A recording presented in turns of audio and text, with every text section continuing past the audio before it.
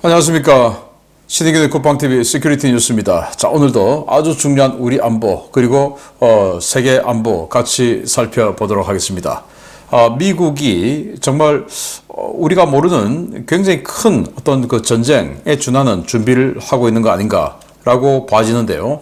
갑자기 수리를 하려고 도크에 들어갔던 에이브람 링컨 항모가 수리를 제대로 하지도 않고 전체 수리 중에서 그냥 갑판만 좀 손보고 선체는 녹이 완전히 그냥 득실득실한 이런 상황에서 갑자기 나와서 지금 이 태평양 우리 지역으로 온다는 겁니다. 그러면 불과 두어 달 후면 우리 지역에 이 정규 항모 슈퍼 캐리어만 무려 5척이 돼요.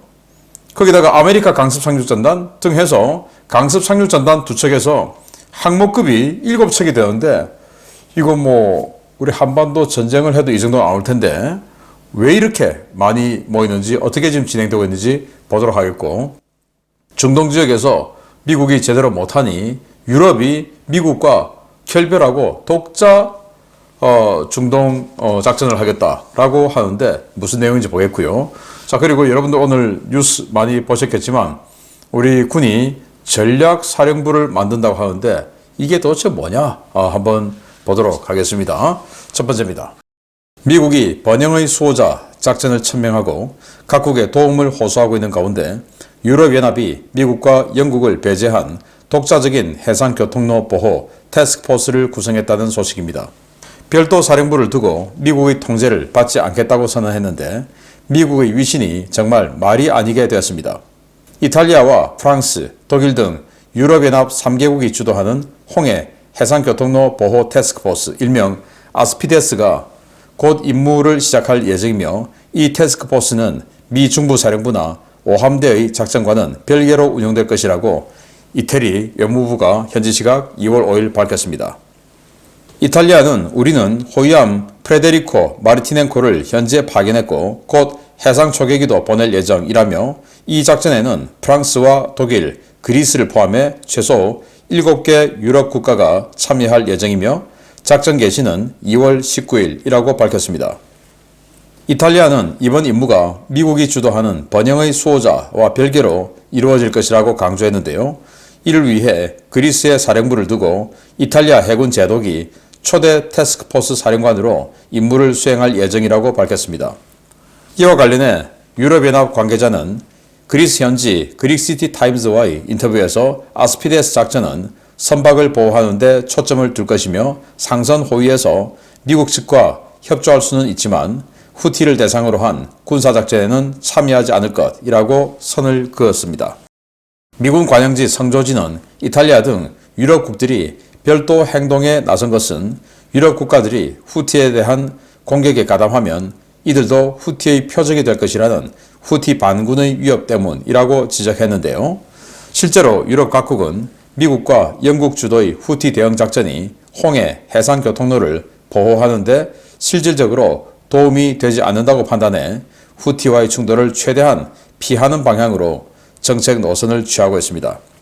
유럽 각국은 지난 12월 미국이 번영의 수호자 작전을 발표할 때도 미국의 일방적 통보에 반발하며 협력 불가를 선언한 적이 있었는데요. 동맹의 신뢰와 지지를 받지 못하는 미국, 과연 그 리더십이 어디까지 추락할지 모르겠습니다. 네, 이탈리아 해군 제독이 사령관, 그리고 사령부는 그리스에 두고 프랑스, 독일 등 최소 7개국의 유럽 국가가 참여한 이 태스크포스를 미국과 별도로 해서 홍해 해상교통로를 보호하는데 그들의 임무는 상선 호위 임무가 주지 후티를 타격하는 임무는 안 한다. 즉 후티에게 꼬리를 흔드는 것이죠. 우리는 미국과 달라요. 영국하고 우리 같이 안 해요. 이런 식으로 꼬리를 흔드는 건데, 그래서 성조지는 후티가 겁나서 저러는 거다. 성조지가 이제 미군 기관지 아닙니까? 라고 비난했는데, 그럼 이제 이 나라들 입장에서는 미국이 제대로 후티를 손봐주지 못하니 후티가 저렇게 아직도 길길이 날뛰고 자신들의 능력 보호하면서 보장하면서 계속 상선들을 공격하고 군함을 공격하고 하는 게 미국이 제대로 안 하기 때문인데, 그러면 우리는 미국보다 훨씬 약한데 우리 어쩌라는 거냐? 상선 어떻게 하라는 거냐? 특히 이제 그리스나 이탈리아 이런 시중의 중간에서 동쪽에 있는 나라들은 이 수에즈 운하를 사용 못하면 정말 큰일이죠. 예를 들어 뭐 영국이나 스페인이 당하는 데미지와 이 이탈리아나 그리스가 당하는 데미지는 완전 다르죠. 만약 아시아에서, 즉 우리나라에서 영국으로 그 화물을 보낼 때 하고 우리나라에서 이탈리아로 화물을 보낼 때를 계산해 보면 영국은 말라카입 통과해서 인도양 관통해서 수에즈운하 통과해서 지중해 거쳐서 다시 지브랄터 해협 나와서 이베리아 반도 스페인 돌아서 영국으로 가야 되는데, 만약에 지금 이 상태니까 지중해 이용 못한다, 수에즈운하 이용 못한다 그러면 말라카입에서 서북쪽으로 가지 않고 서남쪽으로 내려와서 아프리카를 돌아서 위로 쭉 올라가죠. 그러면 뭐 2배 정도의 거리는 아닌 것 같아요. 그런데 만약에 이제 이걸 이탈리아라고 본다면, 우리나라에서 이탈리아로 물건을 실어나면 수에즈운하 딱 통과하면 바로 이탈리아죠. 굉장히 거리가 짧죠. 영국 같으면 지중해를 완전히 관통해서 다시 스페인, 이베리아 반도를 돌아서 영국으로 올라가야 되는데, 이탈리아는 딱 수에즈운하 통과하면 그 이탈리아고 그리스고 뭐 그렇죠. 그런데 지금 이 홍해가 수에즈운하가 통제가 되면 일본, 한국, 중국에서 물건을 가져가려면 아프리카를 완전 돌아서 다시 지중해를 관통해 들어와서 이탈리아로 가야 되니 이들은 지금 큰일 난 겁니다. 그래서 지금 자기네들이 사령관이 되고 사령부가 그리스에 설치되고 뭐 이렇게 해서 나서겠다고 하는데, 자 그러면 뭐 진작에 좀 강하게 협력을 하든지, 미국도 지금 애매한 그 포지션을 맞고요. 또 이들도 자기네들은 정말 생존이 심대한 타격을 입고 있는데 이런 식으로 한다는 것은 그들이 좀 너무 미온적이었다. 저는 그렇게 보고, 안보에 거의 무임승차한 이런 나라들 아니냐. 정말 사활적인 이익이 걸려 있음에도 불구하고 무임승차한 나라들이 아니냐라고 생각하고, 바꿔 말하면 우리도 한미동맹에서 무임승차한 이런 이미지 이제는 주면 안 되죠. 왜? 우리 선진국 됐으니까. 주고 받아야 된다. give and take 해야 된다. 라는 거니까 앞으로 이제 새로운 미국 정부가 들어오면 우리 보고 내라고 할 겁니다. 여기에 대해서 야 지금까지 내라고 소리 안 했는데 왜 내라고 하는 거야? 이제는 안 통한다. 라는 말씀을 좀 드리고 싶고, 자 이게 저는 도대체 무슨 일인지 모르겠습니다. 보겠습니다. 국방부가 올해 전략사령부를 창설하고 지휘소를 서울 관악구 남태령 수도방위사령부 영내로 정했다는 소식입니다. 전략사령부의 임무 영역이나 설치 위치 모두 부적절하다는 비판이 쏟아지고 있는데 군당국은 요지부동입니다. 군당국이 합동참모본부 예하 핵 WMD 대응본부를 확대 개편해 올해 안에 전략사령부를 창설할 예정이며, 전략사령부는 서울 관악구 남태령에 있는 수도방위사령부 내에 설치될 것이라고 복수의 국내 언론들이 6일 일제히 보도했습니다. 군은 지난해 수방사와 강원도 원주의 육군 미사일 전략사령부 2곳을 후보지로 검토한 결과 전시 지휘소 벙커와 지휘 통제 시스템 등 기반 시설이 더 잘 갖춰진 수방사가 전략사 설치에 더 적합하다고 보고 이곳에 전략사령부 지휘소를 설치하기로 했습니다. 현재 군은 전략사 지휘 구조와 전시 지휘 체계, 지휘할 전략자산 구성도 작성 등 세부 창설 작업을 서두르고 있는데요. 늦어도 올 연말 중에 부대 창설식을 갖고 공군 중장을 사령관으로 하는 새로운 독립조직으로 전략사령부를 출범시킬 예정입니다.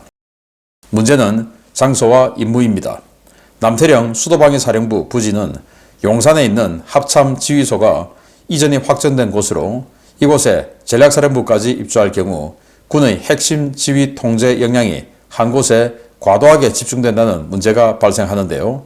남태령은 휴전선에서 불과 50km 떨어져 있어 북한이 보유한 대부분의 화력 자산으로 집중 타격이 가능하다는 취약점이 있습니다. 임무 영역도 문제입니다. 군은 전략사령부에 현무계열 탄도미사일과 F-35 전투기, 잠수함 발사 탄도미사일 등의 타격 자산은 물론 천궁, 패트리어트 등 요격 자산도 전부 배속시킬 예정인데요. 전략사령부가 전략방공 임무를 맡게 될 경우 저고도부터 고고도까지 통합 다층 방공으로 대응해야 하는 북한의 하이브리드 타격전에 대응이 어려워진다는 문제도 제기되고 있습니다. 전략사령부는 이미 킬체인과 대량 응징 보복 등 그 핵심 임무 대부분이 북한의 무기, 전술 변화로 무력화됐다는 평가를 받아왔는데요. 7년 전 개념을 거의 그대로 가져와 비효율의 극치를 보여줄 전략사령부. 과연 이대로 창설하는 것이 맞는지 묻고 싶습니다.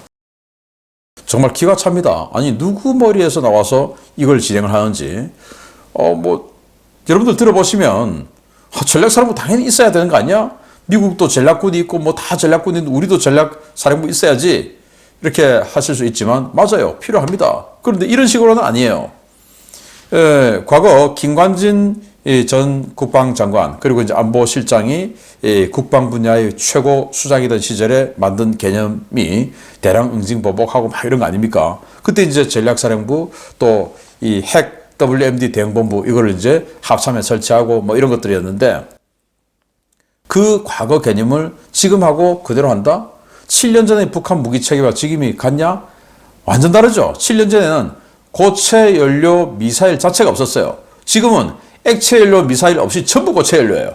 그리고 순항 미사일, 잠수함 발사 미사일, 극초음속 미사일, 또 방사포인데 거의 탄도 미사일과 같은 수준의 방사포. 예를 들어 스커드 미사일 지름이 88cm인데 지금 북한의 초대형 방사포가 60cm예요. 그리고 탄도 비행 또 스커드 미사일하고 똑같아요. 그럼 이걸 그냥 방사포로 보냐? 미사일로 맞아야 되는 거 아닙니까? 이런 여러 가지. 포로 보니까 이 방사포는 육군이 맡아. 그리고 전략사령부에서는 북한의 핵무기 맡을게. 그리고 핵무기를 타격하는 임무. 왜? 대량 응징보복, KMD 이걸 전략사령부에서 다 하겠다 이거예요. 어떻게 보면 맞는 것 같은데 자세히 들여다보면 큰일 나는 소리입니다. 왜냐? 자, 공군에 방공사령부가 있어요. 또 육군에도 미사일 전략사령부가 있어요. 그래서 육군의 각종 타격무기들 있죠? 현무, 천무, 또 KT즘 다 있습니다. 이런 것들을 사용하는 육군 미사일 전략사령부가 있는데 또 공군의 모든 방공자산이 다 있죠? 패트리어트, 또 천궁, 등등 다 있죠. 그런 것들을 가지고 방공하는 전략사령부가 있어요.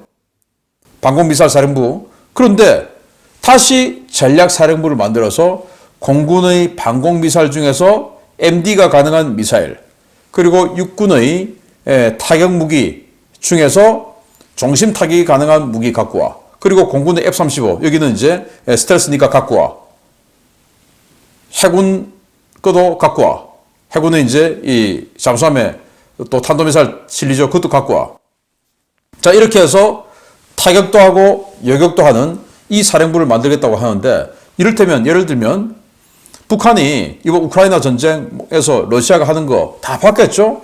드론 날려보내고 적어도 순항미사일 날려보내고 그리고 탄도미사일 날려보내고 탄도미사일 또 극초음속 미사일 날려보내고 동시에 날려보내서 동시 타격하는 이런 작전 우리는 수도시 봐왔습니다. 북한도 당연히 하겠죠. 자, 그런데 공군 방공사령부가 보기에 저기 항공기가 날아와요.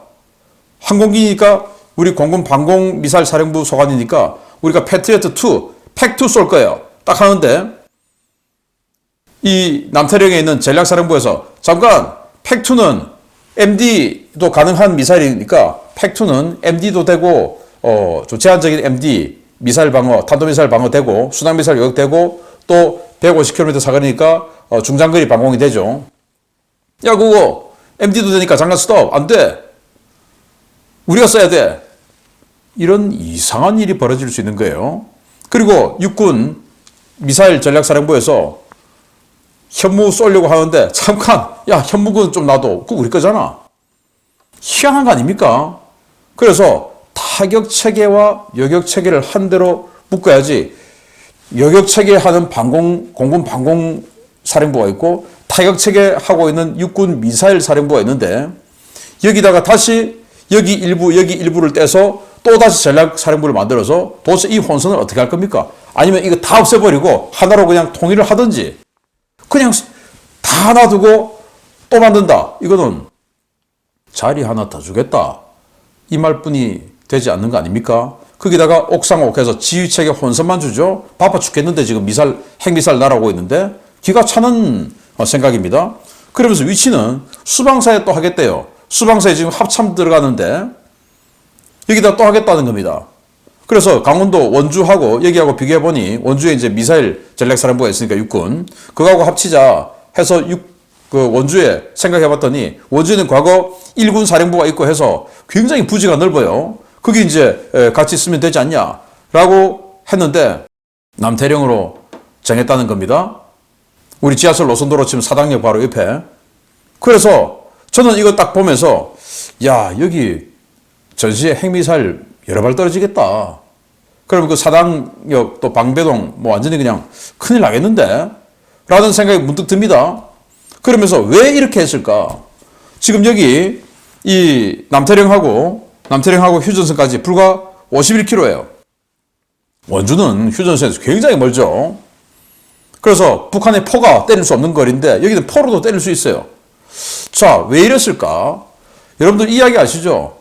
공무원들이 행시 패스하면 행시 패스하는 공무원들이 제일 선호하는 부서가 어디냐? 요즘 국방부 선호해요. 왜? 국방부 서울에 있으니까.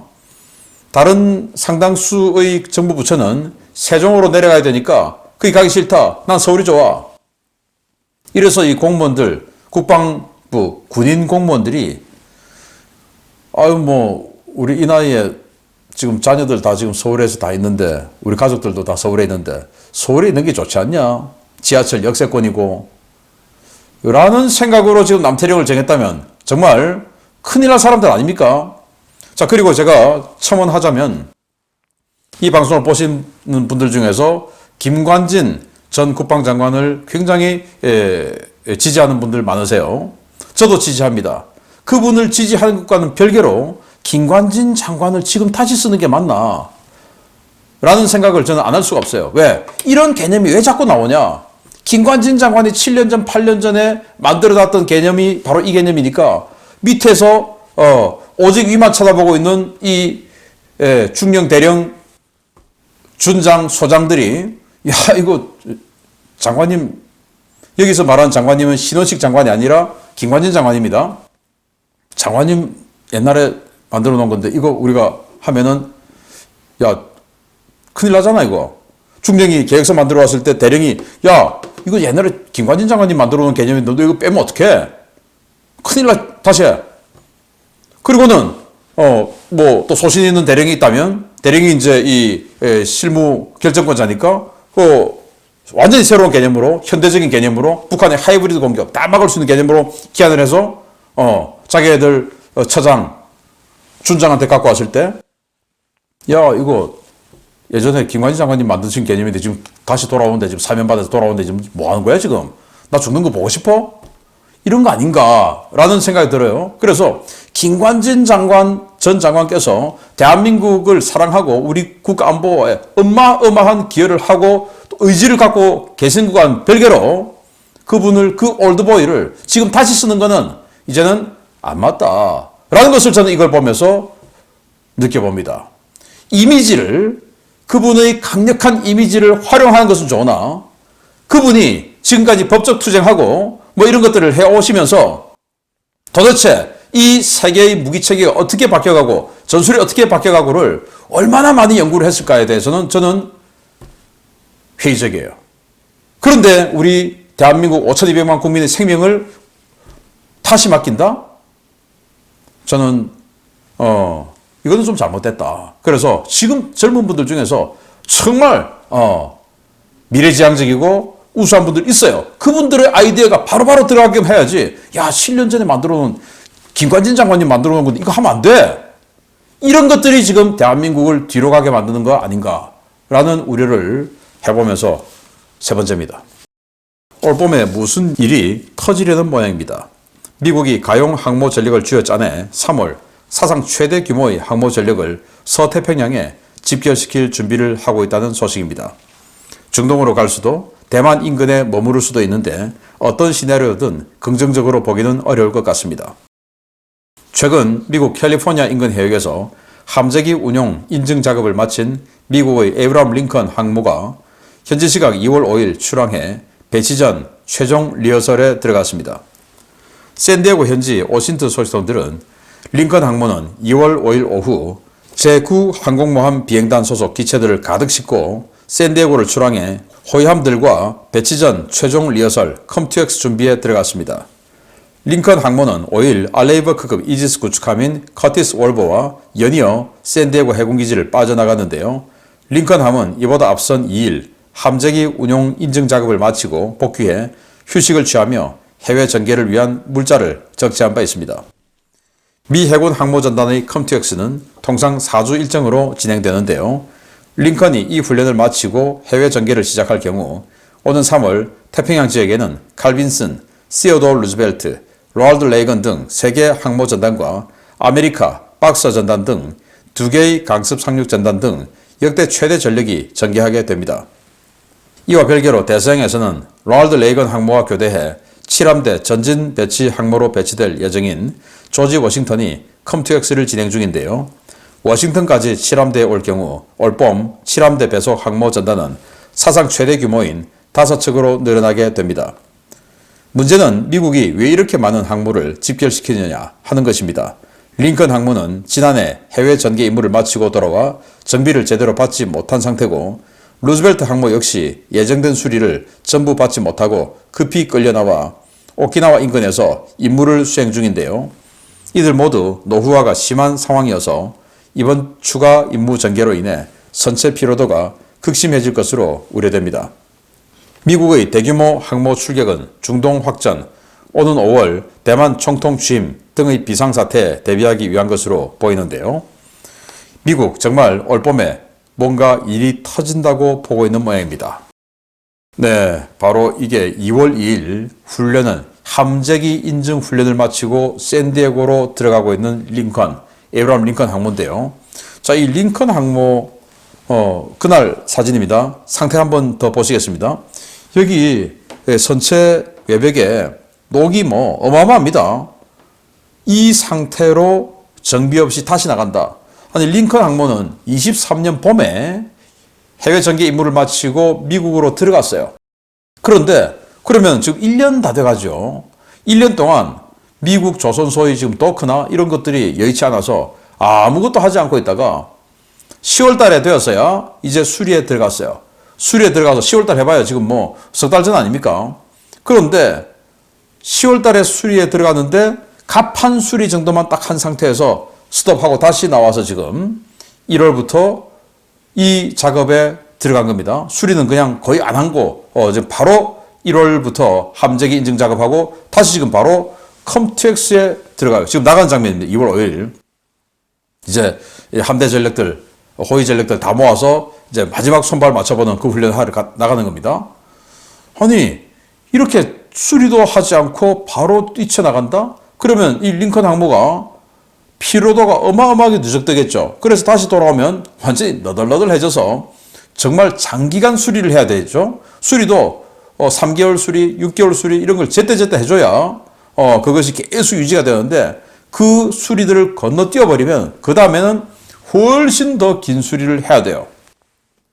지금 여기 USNI 뉴스를 보시면 미 항모의 움직임들. 자, 일단 요코스카에 로널드 레이건 있습니다. 지금도 수리 중이에요. 로널드 레이건 계속 수리 중인데 아마 몇 달 후면 수리가 마치겠죠. 그리고 칼빈슨 작전 중이죠. 시어도어 루즈벨트 왔습니다. 여기도 수리 짧게 하고 왔습니다. 긴급 출항했어요. 그래서 세 척의 항모가 있는데 링컨이 또 온다는 거예요. 그리고 여기 지금 아메리카 상륙 전단 있습니다. 그리고 박서 전단 오고 있습니다.